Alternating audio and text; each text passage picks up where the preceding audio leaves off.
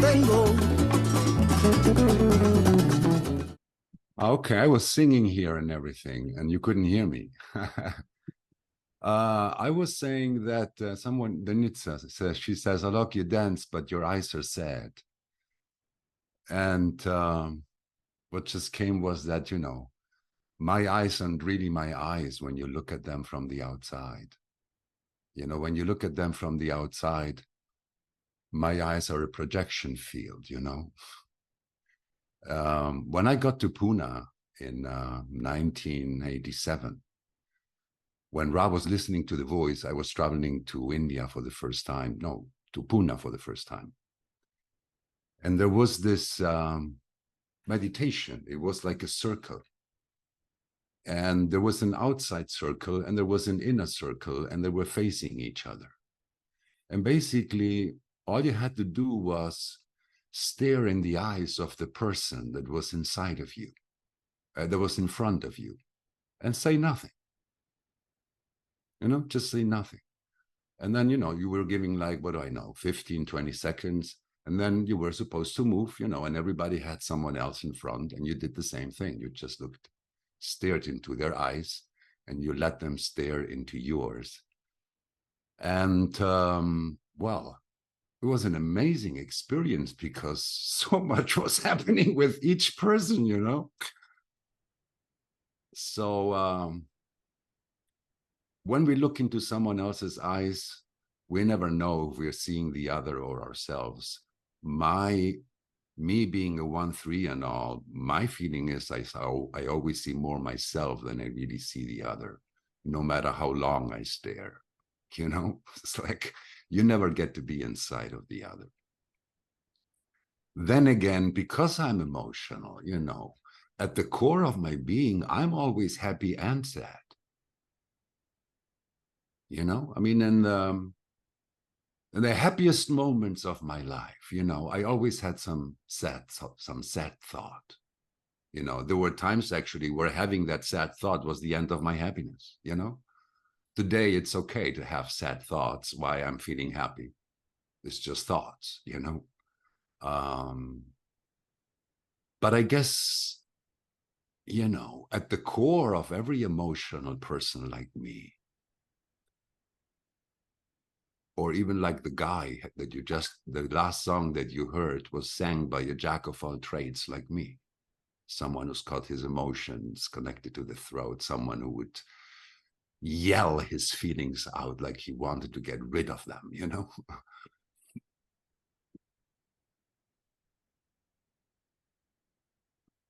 He died, he killed himself basically to death with heroin, you know, because I guess that was the only way to keep his wild spirit in peace. Actually, his last LP that he produced was called Horse of Anger and Honey. That was the name he gave to his last long play, which is an amazing piece of art, by the way. I was more fortunate, you know. I was born to be as wildly driven as him, even as wild as him, but crazier in a way. You know, like singing wouldn't do it, even though I love to sing. See, I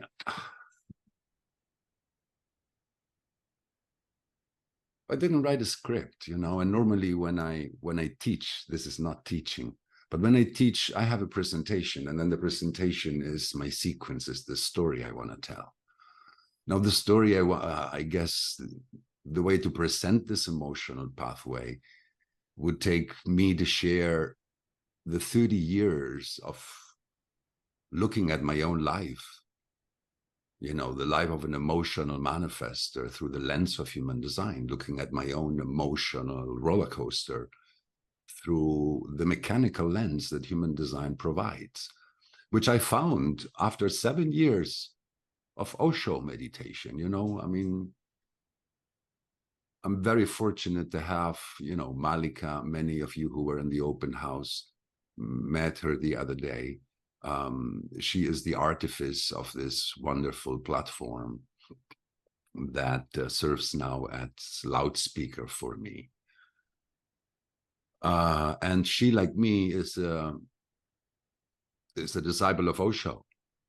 Okay, so that's something that we have in common besides human design, and that's a lot.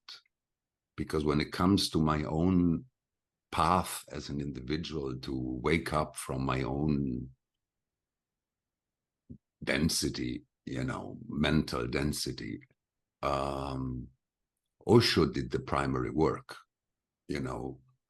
Without Osho, I could have never taken human design in the way I did, with absolute surrender to it and with absolute skepticism.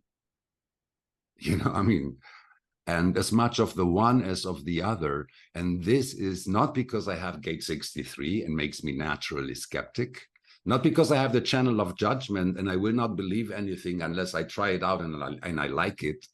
But you see, the fact that I like something, no matter how much I like it, does not mean it's true or it's good for everyone. Like this guy, who killed himself to death with heroin. I had my own addictions, So I'm basically not someone, I'm a 1-3. I'm doubt. I'm Mr. Doubt. I used to be Mr. Doubt. At this point, I'm not even Mr. Doubt. I'm just Mr. I don't know. And I don't care, Because you see, 30 years ago, when Ra introduced me to the emotional wave, I thought I understood something. But it was too crazy a thought for me to be able to elaborate logically why that actually is true. And the feeling that I thought that I had, considering my experience with emotional energy for 7 years in Pune, was that words are such a rudimentary instrument for human communication. It is so rudimentary that it is only because of words that the media can actually, run the show, program, tell everybody what to eat, what to wear. It's because of words. It's just because of the words. If you could feel that person, you would never buy that crap. You would not even listen to it. You wouldn't give it a thought other than to see how fucked up they are, Because you've got to do something with your time after all, Because everything about being emotional is about non-verbal, which means the emotional pathway, If we were emotionally aware, it would be some kind of a satsang where, we stare in each other's eyes, and then we go. Because, but it's not, you see, emotional people, they need to feel you, which means they really need, these people, they need the life. I need to be life there. I need to be with the person. I need to see them. I need to touch.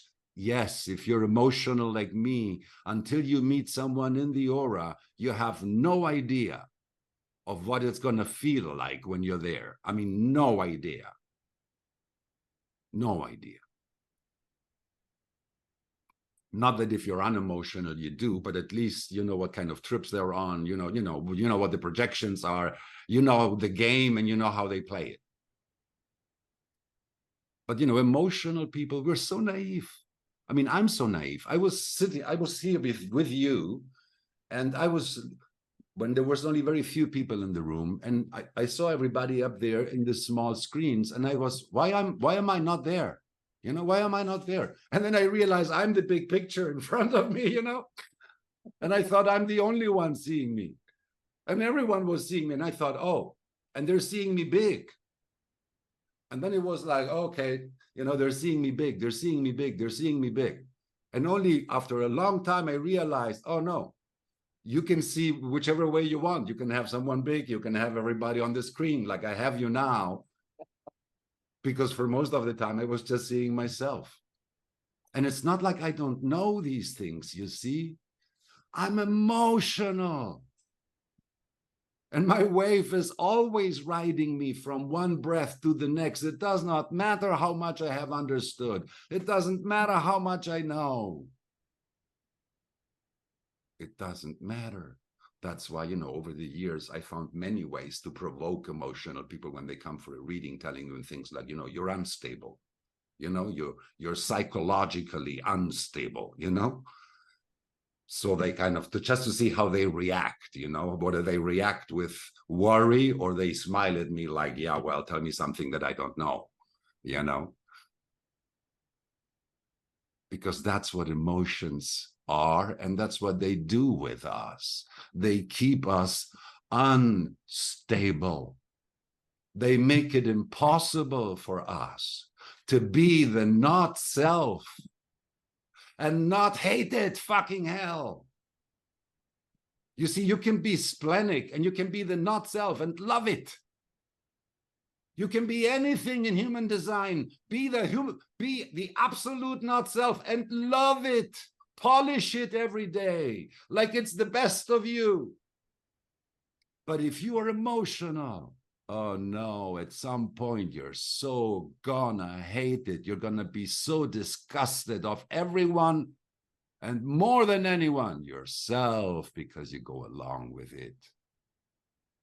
You see, there is a genuine shame. There's a genuine shame in us. It comes from the emotions. It comes from the spirit. It's not when you're ashamed in front of others because of what other people know and see about you. It's when you're ashamed because of what you see of yourself. When you're basically just whining, You're not crying, you're whining. You're just complaining, you're just bitching, you're just this and that. It's all this and that and this and that and this and that and this and that and this and that. And it's okay. And it's okay, you see. When I started in human design, emotional was the worst thing you could be, Nowadays, it's being a generator or being a projector, depending on whose opinion it is, But in the beginning, it was being emotional. It was like, oh my God, of course, who was that? That was Ra, he was unemotional. So, there weren't many emotional people that he loved to have around, I mean, I was very lucky. He loved to have me around sometimes for a certain amount of time, And then he would give me this look. And that look was, party's over now. Party's over. And well, I was happy that I wasn't in love with him, the way I can be in love with women. So taking a no or taking an enough now was something easy and elegant to do. It was actually nice to feel this dance between us that did not need words. I mean, I wish everyone unemotional was such a clean mirror to my emotional wave like he was. It took me a very long time to find the second person who can do that, or the third. There aren't many. There aren't many who can be with me long enough and at some point not be overwhelmed by my wave, not trigger it and bring it all onto them, like in the storms, these lightnings, and there is these pieces on the rooftops that pull the lightnings towards them. Sooner or later, most unemotional people do that, and I can't help it because what I'm going to do, I am the wave. It's not like I'm doing it,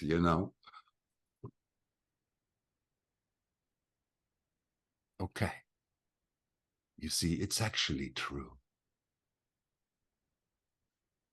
I spent most of my days in silence. I mean, other than when I do a reading or the few words that I say to my dogs, I live alone, I always needed silence. That's why I love also to start these events with music, because for me, music was the first thing that always brought me back in connection with silence, kind of like move and feel and not much mental noise. Now, after 30 years of digging myself into the mechanics of human design from every possible angle, and when I mean the mechanics, I really mean the Rave body graph. I've pierced through so many layers. And each layer, of course, adds something to the previous layers because it's all the same system.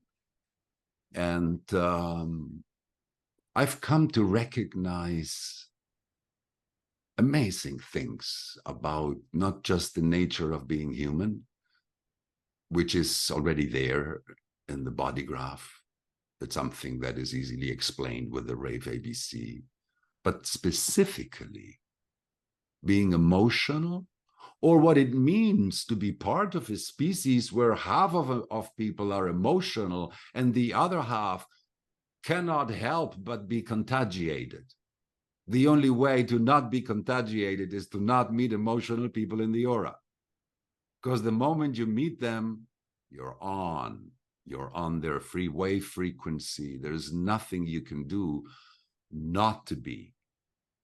As a matter of fact, if you are not on their wavelength, it means you're resisting it, you know, and that normally doesn't go very well. You know, the avoidance of confrontation, which is basically the avoidance of a truth. Hey, I have no time for this now. Very simple, you know, whatever that truth happens to be. Because I am emotional, and because despite of being one of the earliest students and having had the privilege of having Ra for 18 years and having access to every possible layer of the knowledge,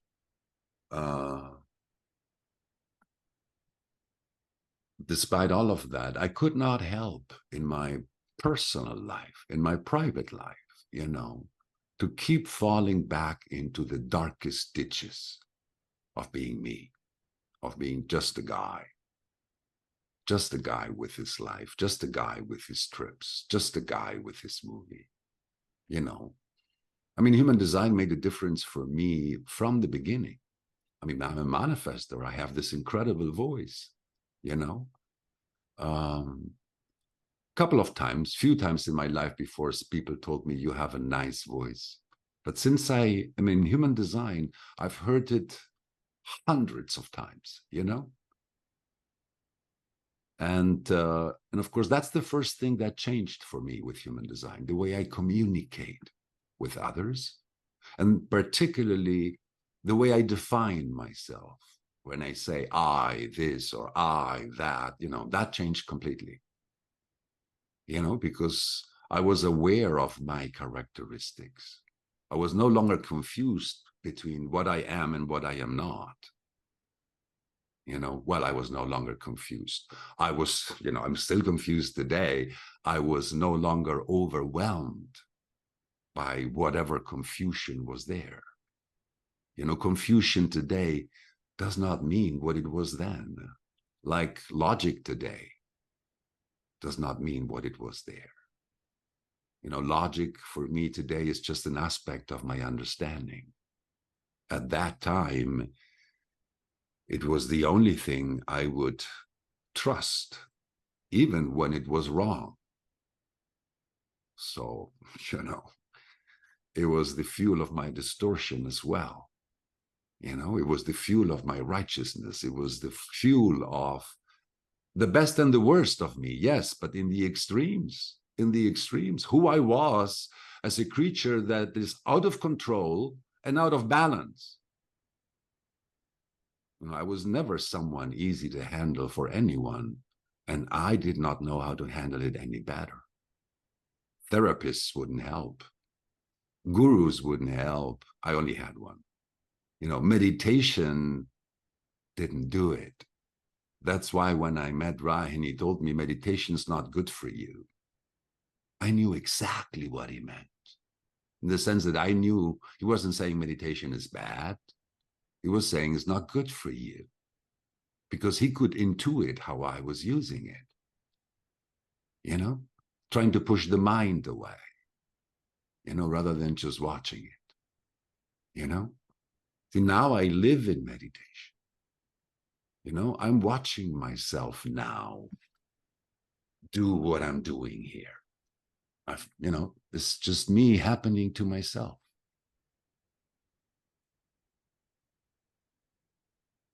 So, and of course, see, the emotional system is connected to the pleasure and pain principle.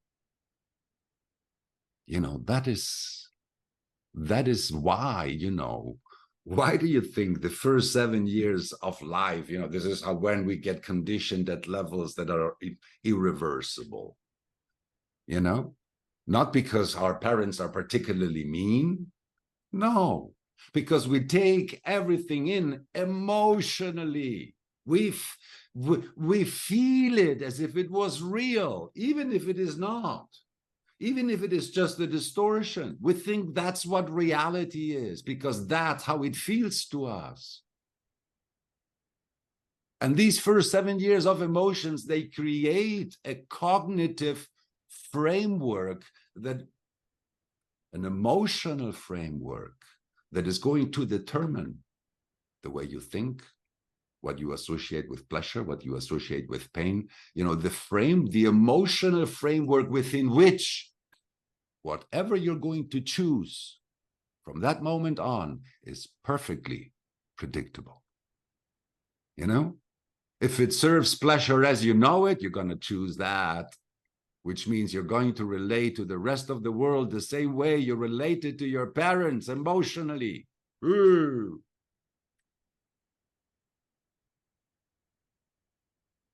And there is no therapist that can help you.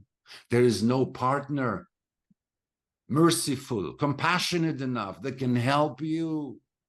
There was no partner that could help me. There was no therapist that could help me. Human design was the only thing that helped me. It just kept telling me, be patient, Alok. Don't suffocate yourself with knowledge. Remember, you're emotional. Be patient. Don't be tough on the other. Don't be tough on yourself either. It is how it is. It is what it is. No guilt, no shame, no blame. Life hurts. Pain is okay. It's so much better than anger. And it passes like the pleasure passed. And no matter how much you know, you're still gonna be human. You're still gonna feel human, which means basically at the level of the personality and how much the personality can control which reduces to one of Ra's favorite mantras: helpless and incompetent. I mean, for him, that was the title. That is the title of an awake personality. You want me any different than I am? Sorry, not available. You want me the way I am? Hey, what do you have in mind? It immediately changes. Acceptance. Acceptance is the key. But you see, you cannot even start enjoying your emotional wave out of acceptance until you have installed the acceptance program in your logical understanding. And logical understanding isn't enough. That's what happens when someone introduces you to your design. You need 7 years of experimentation. So the logic transforms the feeling that you developed in the first 7 years of life. That frustration is so old. It's old. It is the way you had to give up with your parents, even though you were right. Maybe they weren't wrong, but it doesn't mean you were wrong. Because it's not about right and wrong. At an emotional level, it's never about right and wrong. It's an energy. And that energy, the way it is received, the way it is mirrored back at you, makes you feel respected. Or not. Or not. Makes you feel encouraged to keep being the way you are. Or not. Or not. Makes you feel shitty about being the way you are. Makes you feel scared about being the way you are. Just because you have a hot temper. You know? Just because you're unstable. Just because you're unpredictable. Because emotions always are unpredictable. That's why when we tell someone, I'm going to love you forever. Yeah, wait and see. You know, when you say someone, I'm going to love you forever, it just means it's not going to take long until you hate your gut out of, you know, this person, you know. So, and then of course, I myself thought being emotional is a disadvantage, is an extra load to bear if you're born with an emotional design. It's only time and observation that really made me think, well, I wouldn't change, you know? Thank you very much. You know? Because if you're emotional and you really want to know where your shit starts and where it ends, oh, you really can. You know? Because your emotional wave is constantly bringing you back to the same old shit. The way you feel with your partner when they tell you no is the way you felt with your parents when they told you no. And it wasn't a clean no. Because it's not about the yes or the no. It's about, is it clean? Or is it manipulated? You know? Is yes to this or no to this, or is it no to you? Because that's different, you know? It's not because of you that I'm saying no.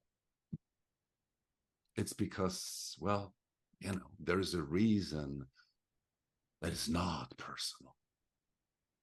But then you need to have parents who know how to explain why they say no when they say no. Why, you know, they would have to be parents that say yes or no in their own name and not in the name of some homogenized manual of how you're supposed to raise children.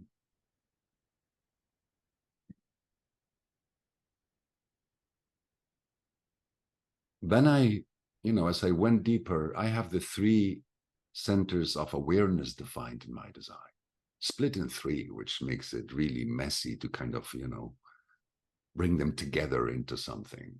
Basically, it doesn't happen unless it's through someone else, you know. If there's no one else, I'm basically moving around like some kind of a cosmic amoeba that is doing things by attraction, you know. No plan, really. No real discipline. My discipline is my agenda. You know, I show up where I need to show up. That much control I have. But I'm a manifester, guys.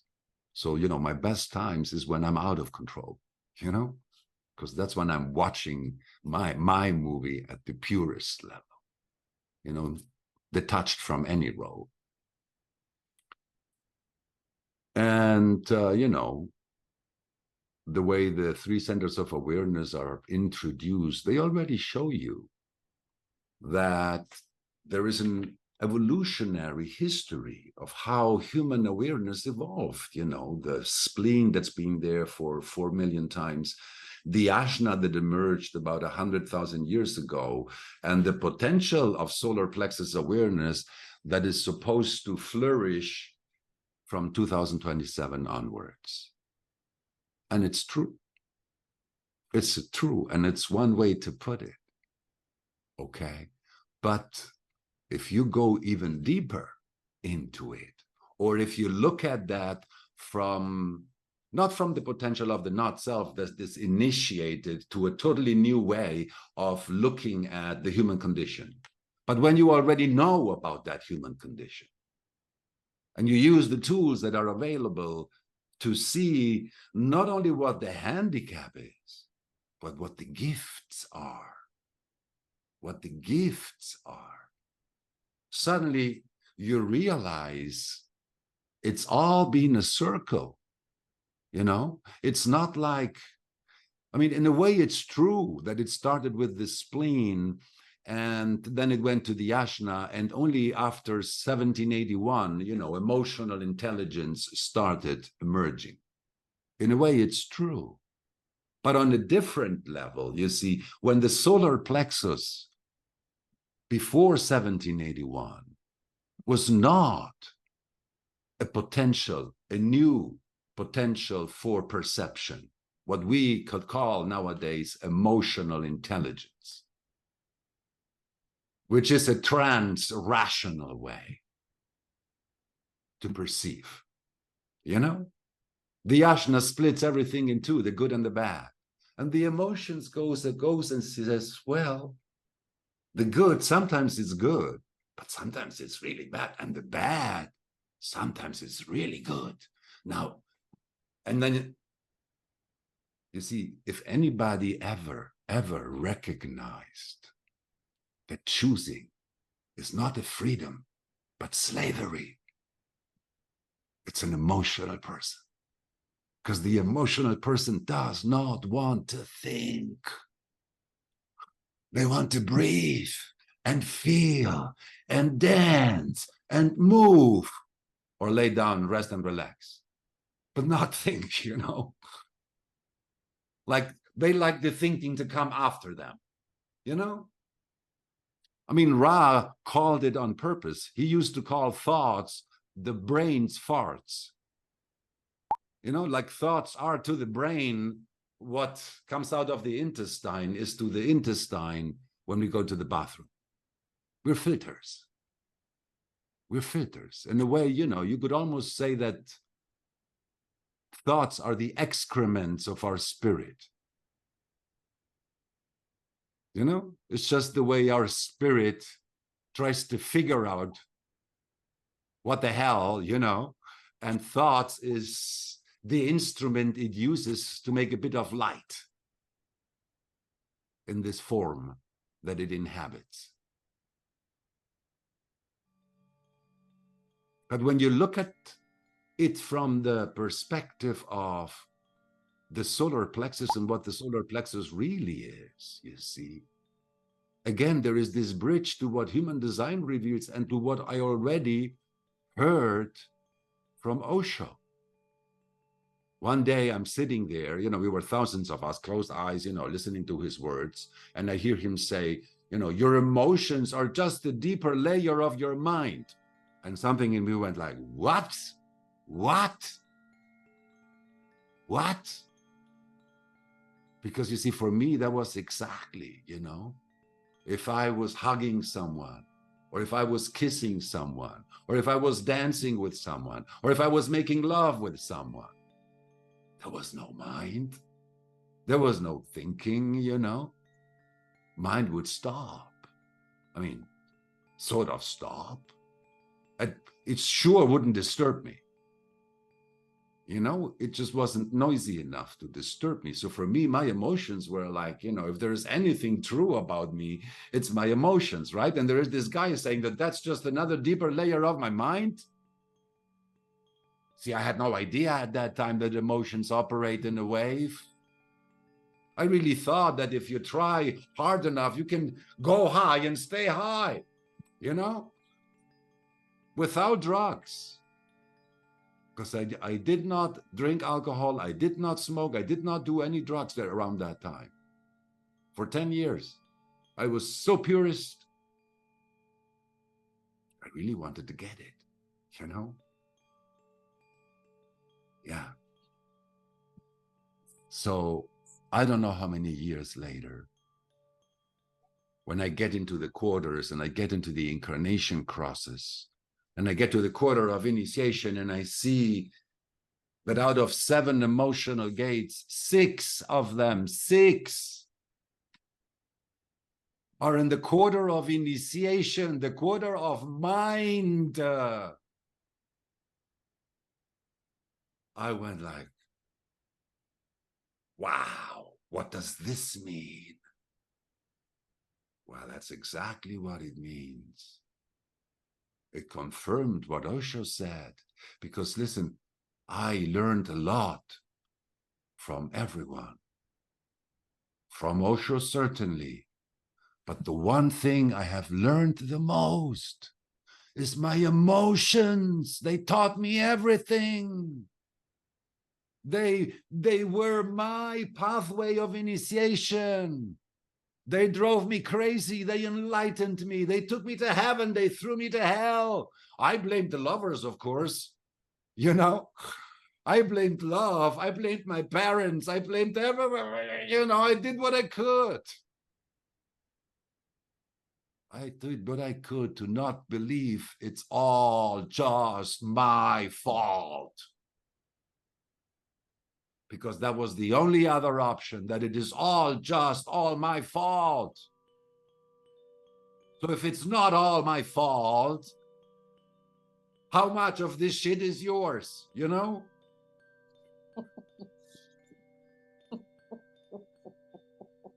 What shit? This shit. All I could do was put the shit on the table. Expose my shit. And then see if the other also shits, or if they pretend that they never shit. You know? Like they don't know. Shit, what is this? Take this thing, you know, this is ugly. Yeah, it's ugly, but it's real. Can you feel the smell? It's fresh. You know, it's not yesterday's.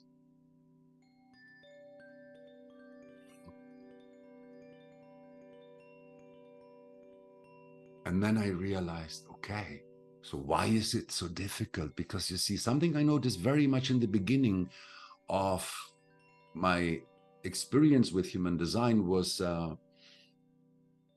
you know, in making people's design, I realized, you know, many sannyasins, many people on spiritual paths, and like 70% of people, you know, on spiritual paths, they were emotional.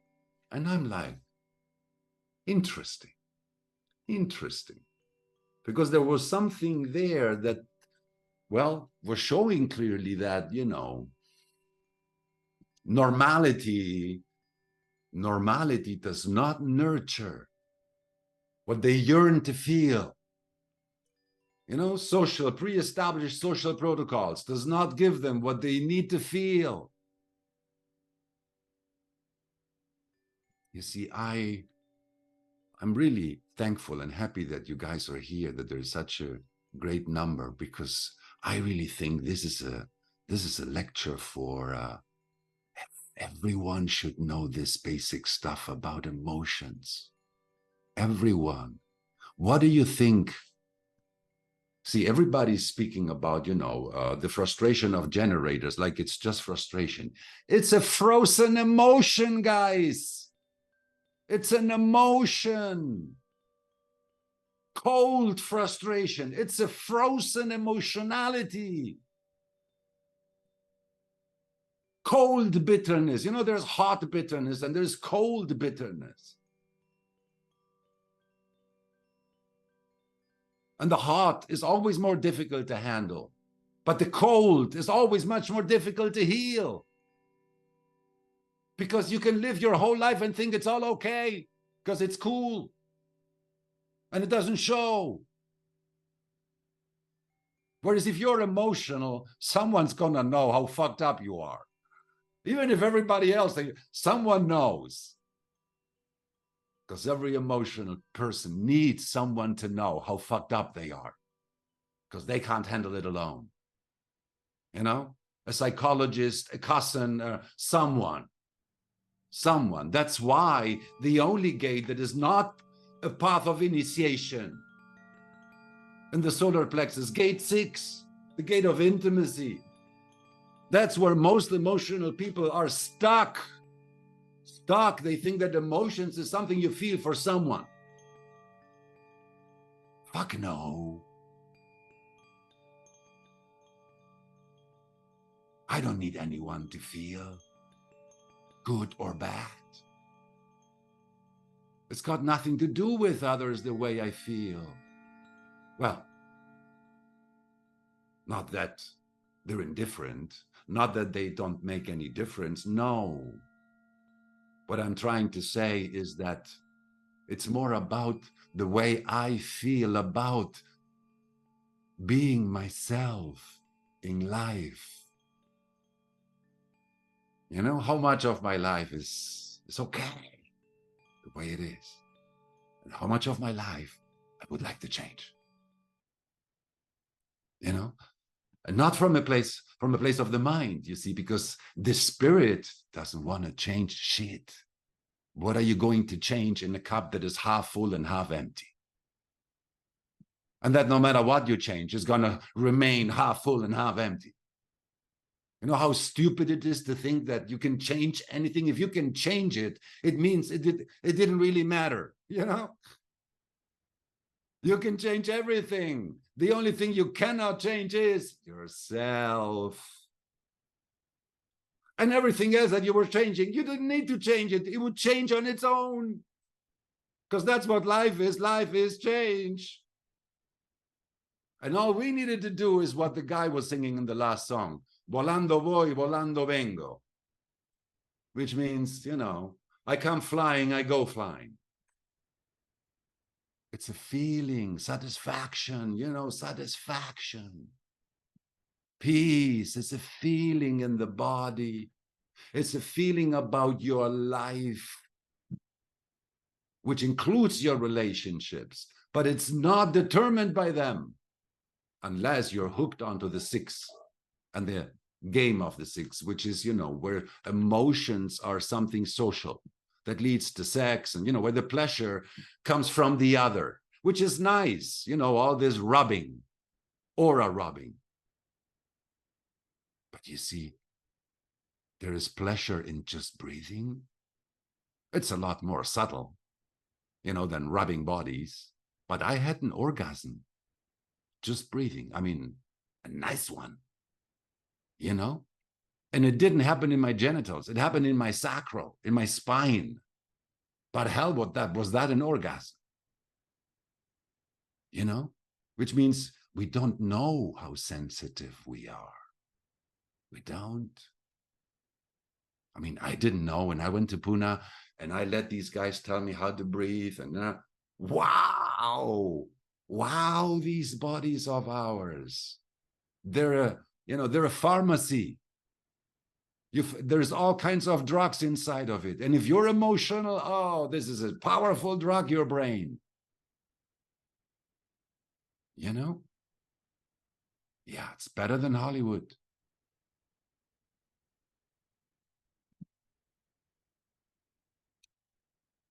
Well, you know, this was supposed to be an open house where I introduce, well, you know, now because I'm doing this rave mechanics in the differentiation club on the platform, and I'm doing this series on the channels, I started it from a place that I never did before. You know, I'm doing all 9 root channels, and I start with the formats. I go to the 3 that go to the spleen, and then I went to the emotional ones.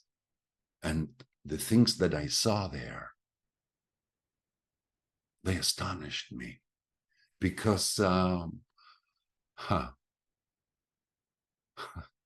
you know, these wheels that, you know, in the fair sometimes, it's like you can turn them and there is this one needle that kind of like ticks against the numbers, and eventually it sticks between two, you know? There is this that opposes resistance and eventually just bites into. It's like I saw not only the wheel, I saw this needle. You know, in the program, it's the opposite. The needle does not really stop the wheel. It does not allow the wheel to stop inside of us. You know, it is the one mechanism that literally kicks the not self mind into the wheel of the hamster that is the not self mind. You know, it's an amazing mechanism, and it's all in the emotions. It is the same mechanism that makes us identify with what we think, disconnect from what we could feel. And it's such a habit. You know, we have lived most of our lives in this way that to actually not do it feels weird. Feels weird. And I think that it feels even more weird if you're unemotional. Because I think that every emotional person, because of the nature of our wave, at some point or another, we're actually ready to collapse. Collapse. Say, fuck the wheel. Fuck it all. You know, fuck it all. I'd rather die than keep doing this. What a great moment. You know, when you would rather die, and that's when you're born. Because that's how the spirit goes, you know. You can't be a relative about the spirit. You can be relative about the mind. But if you want it, you know, I often joke for emotional people, you know, that waking up is easy. Staying awake, that's not so easy, because you got to see, you know, every emotional person, every emotional definition, you know, has this mechanism is placed in a different place inside. You know, for some, it's in the sensitivity. For some, it's in the desire. For some, it's in the passion. For some, it's in the fuel. For some, it's in the potential. For some, it's in the expression. For some, it's in the possibility. We're unique. And the only thing that takes you to your way is patience. You know, one of my standing jokes with students, especially with beginners level, is, you know, to tell them how much, you know, the joke is that I'm one of the most knowledgeable people in human design in the world. And when I am in deep shit, there's only one keynote that is of any help to me. And it's called patience. You know, it is the only thing that makes about human design that makes me feel a little better when I feel down and bad. Patience. Everything else doesn't do any good. It's interesting. I'm happy to know it. But it does not determine, it does not make a difference in how I manage uncomfortable circumstances. But being patient, go and lay down instead of fighting when I know it's just going to get worse. Oh, is that wise? And I'm so happy that after 62 years, some wisdom got to me, because I'm the archetype of this saying that says, you know, wisdom is chasing me, but I'm faster. You know, every emotional person is the archetype of this. Every human being is the archetype of this. And nothing is going to change until we, emotional ones, change it. Because when it changes in us, guess what? The spirit of the party changes. The quality of sex changes. The meaning of eating changes. Everything changes when the quantity, you know, when the quality of the spirit is more important than the quantity. You know, when what you see is more important than going into cathartic release.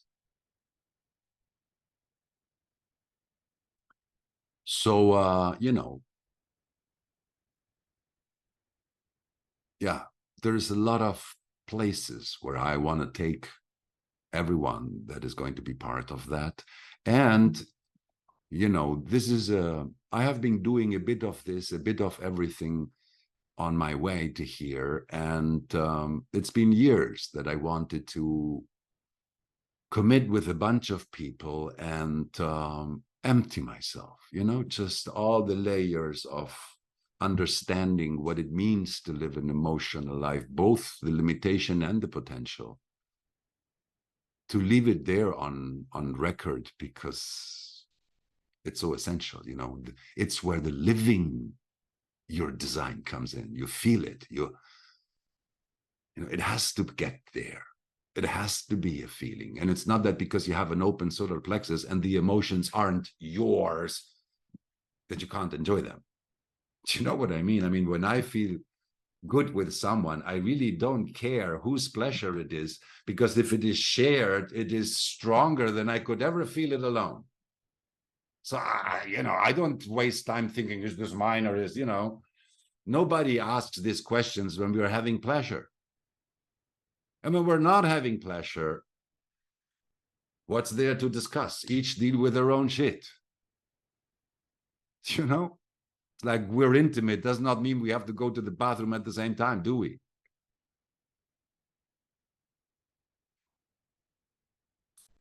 So, so this is not going to be just pre-recorded materials, but I'm going to do every session live, okay? And then on the week after, we're gonna have an exchange where I'll be working with the designs of the participants in order to answer their questions, okay? And because I wanted this to be a popular pathway, you can see that it is basically half priced compared, at least half price compared to all the others, despite of having the same duration and me having to work double as much, because I'm going to do it all fresh. Because, well, you know, like parties, I can have a party just on my own, but it's always nice when the dance floor gets warm.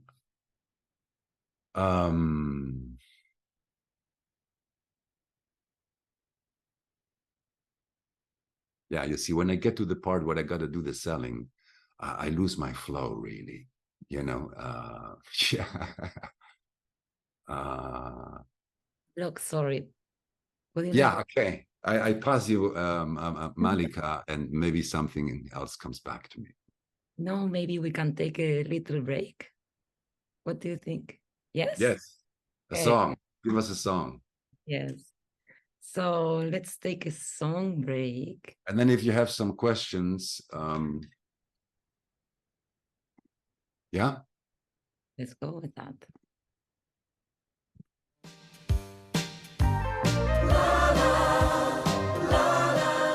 You don't care if it's wrong or if it is right.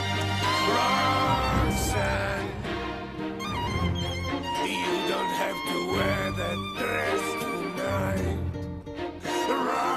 Roxanne, you don't have to sell your body to the night. There's eyes upon your face.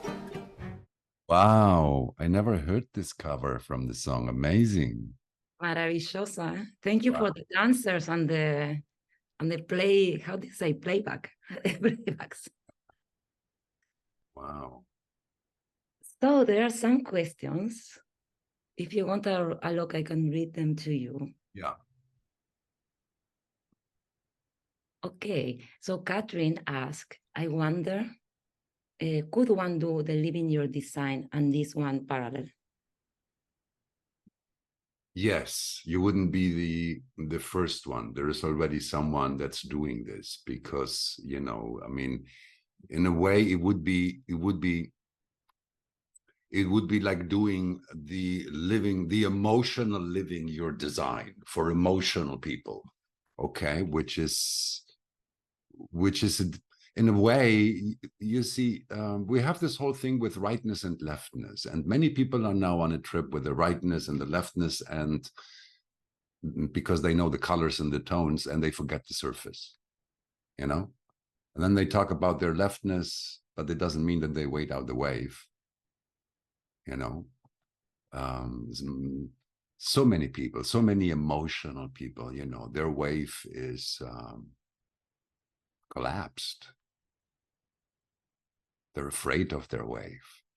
They're afraid of going crazy. They're afraid of standing up and dancing. They're afraid of standing up and yelling, even if they're being fucked up by someone who claims to love them.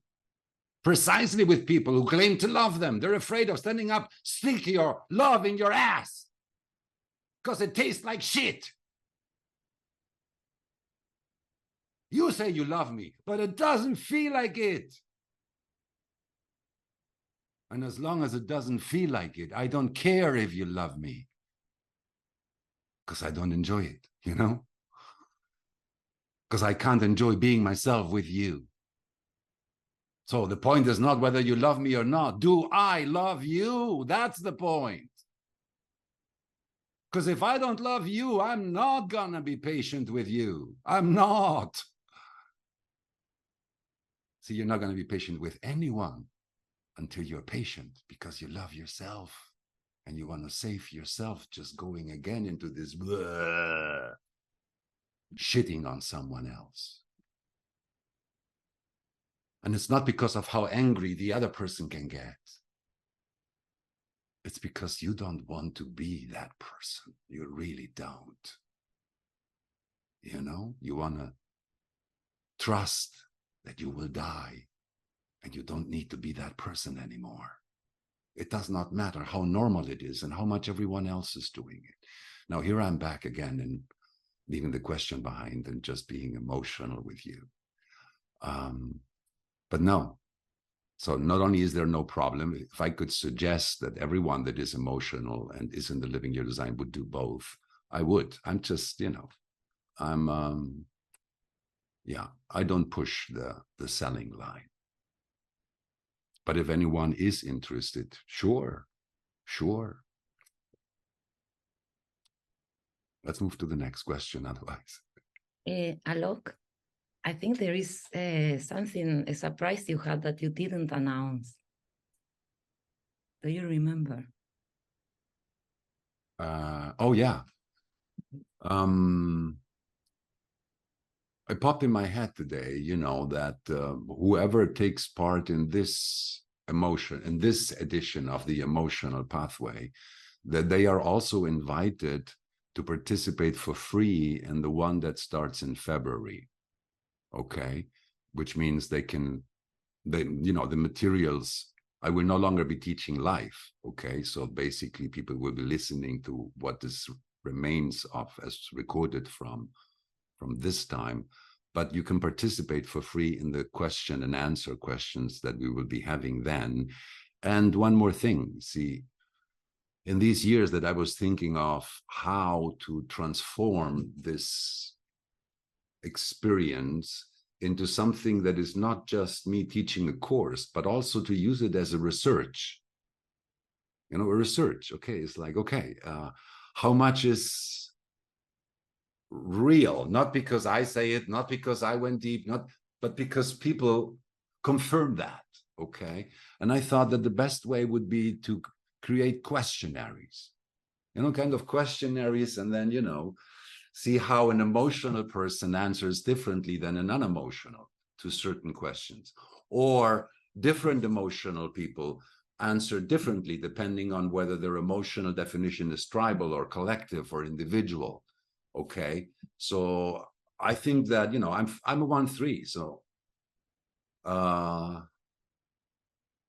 yeah, I think that's something, you know, I'm curious.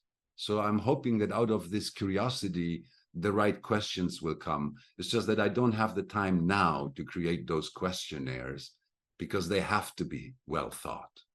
Okay, so that the answers can be used. And of course, if I come to any results, okay, of course I will share them, probably not just with those that were part of it, but, you know, let's see what is revealed. Okay, but so the idea is that when I run this pathway the second time, that the questionnaires will be ready, then of course you'd be part of that as well.